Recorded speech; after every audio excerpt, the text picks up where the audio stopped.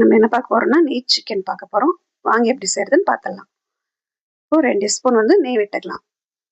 நெய் சூடானதுமே நம்ம கட் பண்ணி வச்சிருக்கிற 2 வெங்காயம், பச்சை மிளகாய், கருவேப்பிலை இவங்களெல்லாம் சேர்த்துக்கலாம். நல்லா வதக்கிக்கலாம். இவங்க வதங்கிறதுக்குள்ள நம்ம வாங்கி வச்சிருக்கிற சிக்கனை மஞ்சத்தூள் போட்டு ஊற வச்சிருக்கேன். அதை போய் நம்ம நல்லா கழுவி எடுத்துட்டு வந்துடலாம். கழுவி அந்த இதுலயே வச்சிடலாம். தண்ணி நல்லா வடியட்டும். இப்போ பார்த்தீங்கன்னா வெங்காயம் நல்லா வதங்கிடுச்சு. இப்போ நம்ம கட் பண்ணி வச்சிருக்கிற 2 தக்காளி பழத்தை சேர்த்துக்கலாம். தக்காளி சேர்த்துட்டு அவங்களையும் நல்லா ஒரு வதக்கி எடுத்துக்கலாம்.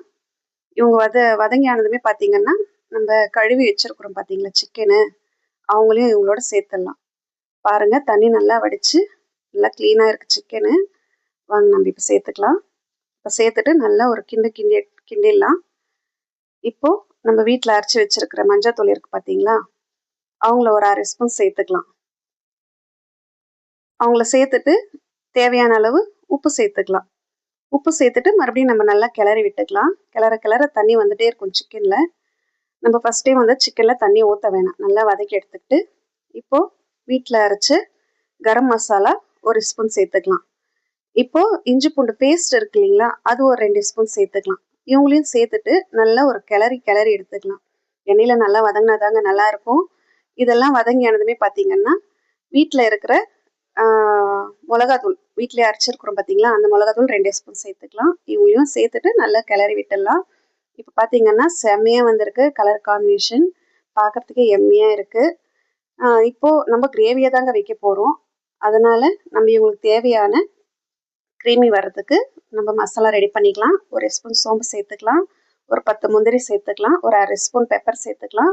எல்லாமே சேர்த்து நம்ம நல்லா மிக்ஸி ஓட்டிக்கலாம். நைஸாக மிக்ஸி ஓட்டிட்டு நம்ம சிக்கனை மறுபடியும் நல்லா கிளறி விட்டுட்டு நம்ம எடுத்து மிக்ஸி காட்டுறோம் பாருங்க. செம்மையாக வந்திருக்கு நைஸாக. இப்போ நம்ம சிக்கனில் ஊற்ற போகிறோம்.